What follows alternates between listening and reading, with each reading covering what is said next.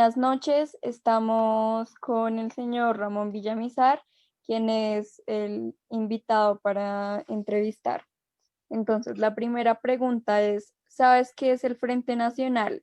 Si es así, ¿en qué consistía y cuál era su objetivo? Buenas noches, señorita. Buenas noches, señorita Laura Camila. Muchas gracias por la invitación a esta importante entrevista. Desde luego que sí, el Frente Nacional existió desde el año 1966 hasta el año 1970. Bueno, más antecitos del 62, pienso yo. Hasta el 70, y consistió en que el Partido Liberal y el Partido Conservador se pusieron de acuerdo que cada uno gobernaría 4 años. Es así que el Partido Conservador inició gobernando y terminaba en el año 70 con Carlos Lleras Restrepo. Este es el Frente Nacional para mitigar un poco la violencia, porque antes hacia el 48-52 había mucha pelea entre conservadores y liberales.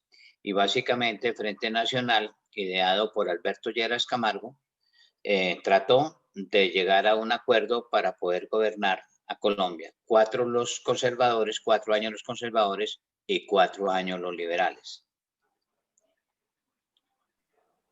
Bueno, muchas gracias. ¿Fue esto, en tu opinión, una medida que tuvo un efecto positivo en Colombia? Bueno, para mí sí fue un efecto positivo, porque de todas maneras las masacres entre conservadores y liberales cesaron un tanto, aunque de otra parte apareció la guerrilla apareció hacia el año de 1952, apareció la guerrilla, pero lo que eran las masacres entre conservadores y liberales, eso cesaron, porque 4 años gobernaban unos y 4 años gobernaban los otros. Para mí sí tuvo un efecto positivo. La nación se pudo organizar mejor, hubo mejor infraestructura y los estados, los departamentos se pudieron organizar, porque el presidente que había podía gobernar, podía nombrar los gobernadores, y además los gobernadores nombraban los alcaldes, ¿sí? De mutuo acuerdo se compartían entre los unos y los otros. Pero para mí fue un gran acierto este Frente Nacional, que fue ideado por Alberto Lleras Camargo. Listo. ¿Presenciaste la elección presidencial de 1970 del 19 de abril? El 19 de abril de 1970 yo me encontraba haciendo quinto de bachillerato. Es lo que hoy dicen décimo. Sí, yo alcancé a presenciar las elecciones, aunque en esa época pues yo aún no podía votar, aunque ya tenía más de los 18 años, no podía votar, porque en la época hasta los 21 años daban la cédula, pero pude darme cuenta de las elecciones del año de 1970, ese 19 de abril. Recuerdo qué pasó exactamente, y finalmente la presidencia la alcanzó Misael Pastrana Borrero, el papá de Andrés. Sí, señor. ¿Y cómo se vivió en un panorama general esta elección? Ya que constantemente se denunciaron fraudes en esta elección. ¿Esto se comprobó? Señorita Laura, sí, esta fue una elección bien cuestionada, ¿no? Hubo un primer detalle, que fue el siguiente. En la época, las emisoras podían decir primero el número de votación, o el número, como iban los escrutinios, antes que la registraduría. Entonces, para la época, lo que era Caracol y RCN, estaban dando primero los datos que la misma registraduría, porque la ley lo permitía, en la época la ley lo permitía. En esa época iba ganando el general Gustavo Rojas Pinilla, frente a Misael Pastrana Borrero, que era el candidato de los conservadores. Habría otro candidato ahí que era Belisario Betancourt, que era como disidente de los conservadores, y otro que era Evaristo Surdís, también disidente de los conservadores. Pero se notó que un descontento general porque a las 9 de la noche de ese 19 de abril, el gobierno nacional, encabezado por el presidente Carlos Lleras Restrepo, mandó silenciar las emisoras y solamente se podían emitir boletines oficiales de la registraduría. En ese momento que las emisoras se silenciaron, iba ganando el general Gustavo Rojas Pinilla por un estrecho margen. Yo creo que por ahí por unos 100.000 votos. Yo me di cuenta hasta las 9 de la noche, que fue cuando estaban informando las cadenas radiales. Luego al otro día, sobre las 7, 8 de la mañana, me enteré que ya estaba ganando Pastrana, Misael Pastrana, más o menos por una ventaja de 100.000 votos sobre Gustavo Rojas Pinilla. Claro, empezó un descontento, una malicia. Los de ANAPO, que era la Alianza Nacional Popular, o sea, la de Gustavo Rojas Pinilla, el partido de Gustavo Rojas Pinilla, comenzaron a denunciar que había un fraude. Colocaron como ejemplo el departamento de Nariño, donde el general Gustavo Rojas Pinilla había ganado por más de 10.000 votos, pero extrañamente después apareció ganando Misael Pastrana Borrero por 11.000 votos. Y así en otros departamentos. Había una persona que agitaba mucho en la época, que era la hija del general Gustavo Rojas Pinilla, María Eugenia. Ella pues se declaró en rebeldía y vino tanto ese lunes como el martes y los días siguientes bastante revueltas por un descontento, acusando al gobierno de que les habían robado las elecciones a Gustavo Rojas Pinilla. ¿Y por qué si los diarios hablaban tanto de Misael Pastrana y parecían hacerle tanta publicidad a este personaje, por qué seguía habiendo una preferencia por el general Gustavo Rojas Pinilla? Bueno, de la época del 66 al 70 había mucho descontento de todas maneras con los gobiernos del Frente Nacional. El pueblo se estaba pues levantando y el general Gustavo Rojas Pinilla, que fue famoso por su golpe de Estado en el año de 1955, dio un golpe de Estado, pero él en los 2 o 3 años que alcanzó a gobernar hizo muchísima infraestructura en el país, ¿no?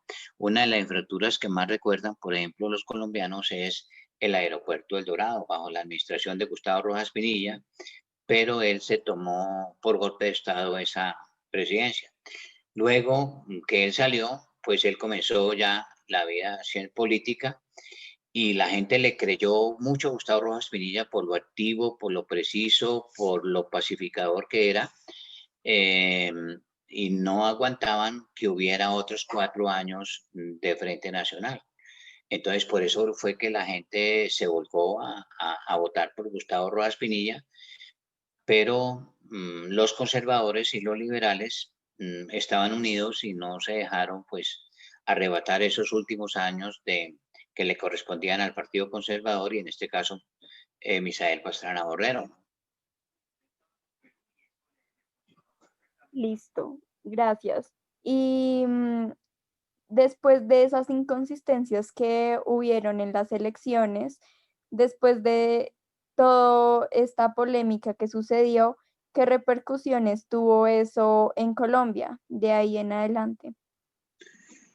Bueno, eso provocó que el pueblo no creyera mucho en los escrutinios, que desconfiara del Consejo Nacional Electoral por la situación que se había presentado. Carlos Lleras Restrepo, que era el presidente de la época, tuvo que decretar toque de queda. A las 8 de la noche él se presentaba por la única televisor que había, el Canal 1 y a las 8 de la noche y mandó a dormir a todos los colombianos y nadie podía estar después de las 9 de la noche levantado. Eso enfureció mucho al pueblo, ¿no?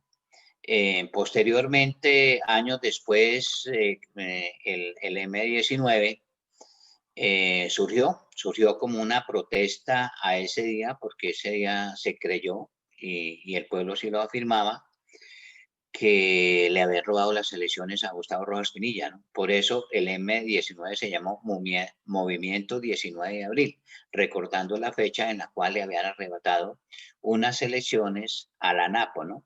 Entre la ANAPO y el M-19 había cierto grado de confiabilidad, era como un matrimonio, y los anapistas estaban muy cerca del movimiento M-19, ¿no? Y precisamente eso fue una de las principales eh, consecuencias de este 19 de abril, ¿no?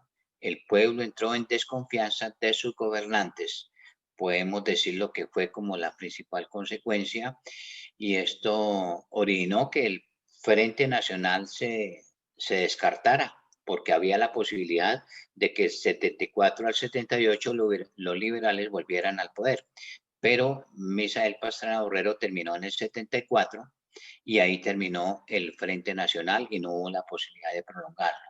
Después, pues vino la lucha de los partidos, apareció la ANAPO, estaban los liberales, estaban los conservadores, y desde luego que iba creciendo el descontento por las elecciones del 19 de abril, ¿no? Un ministro que estaba en la época, que se llamaba Noriega, escribió un libro, a él le decían el Tigre Noriega, escribió un libro, y él, siendo ministro en la época, pues trató en ese libro de confirmar que sí había habido fraude y que efectivamente las elecciones la había ganado Gustavo Rojas Pinilla. Pero el gobierno justificó que las regiones se demoraban muchísimo en hacer llegar su votación, y poco a poco esas votaciones estaban a favor, era del partido conservador, que era el candidato oficial Misael Pastrana Borrero. Pero eso es como decir hoy en día las elecciones en Estados Unidos, ¿no? Aún están contando votos. En esa oportunidad sí se justificaba porque no había los medios de comunicación que hay ahora, ¿no? Por ejemplo, de una vereda, por ejemplo, el norte de Santander, del Catatumbo, demoraba 8 días el transporte de los votos hacia la capital, y la capital a través de telegramas, ¿sí? Ni siquiera llamadas telefónicas, eran unos telegramas que enviaban a la registraduría central diciendo en tal pueblo hubo la siguiente votación. Entonces las comunicaciones eran supremamente lentas, y el gobierno explicó que pues en la provincia votaban era de acuerdo a los pautos del Frente Nacional, que votaron fue por Misael Pastrana Borrero, y que en ningún momento hubo fraude. Pero como le digo, ese ministro de la época, Noriega, que era el ministro, creo, del Interior de la época, en un libro que posteriormente sacó, él reconoció al fraude. Señorita Laura Camila. Listo, con esto terminamos la entrevista. Muchas gracias, Ramón, por darme la oportunidad de entrevistarte y listo. Con mucho gusto, señorita Laura Camila. Que tenga muchos éxitos.